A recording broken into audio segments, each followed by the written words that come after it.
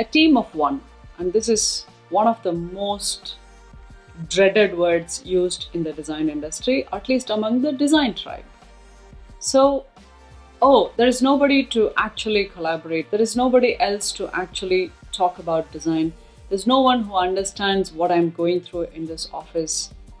I totally empathize with the team of one it's not the ideal scenario for a designer, but I wanted to give a little different perspective to it.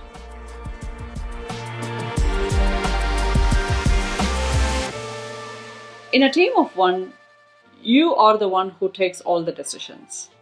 In a team of one, you are the one who actually owns and is accountable for the entire design. If you are the team of one, you set the direction, you set what goes in, what does not go in.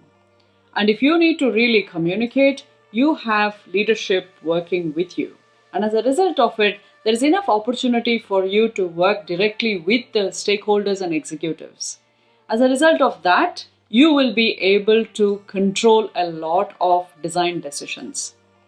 In a team of many, there is going to be more people and because there are more people, you would be spending a lot more time in convincing, communicating, collaborating, and those are all brilliant things. I'm not saying one is better than the other.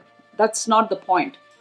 What I'm trying to say is that there are some great things with the team of one, and if you weigh these options against, your scenario and the team of many, you might be able to appreciate what you have.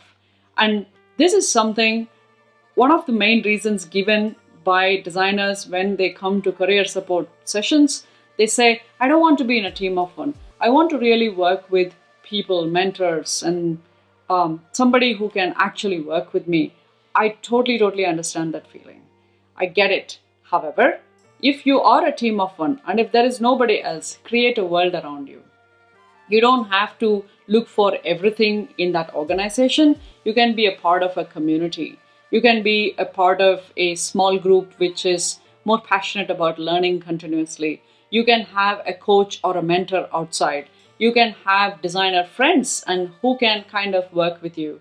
And these are all other options that you can look at when you are dealing with a team of one context in your life. And this is specifically put forward because there's so much goodness you will not get in a team of many. There is so much of survivorship that you have to go through in a team of many, which you are not enduring in team of one. So there is good and bad. There is, you can weigh the options and you can see what is actually working.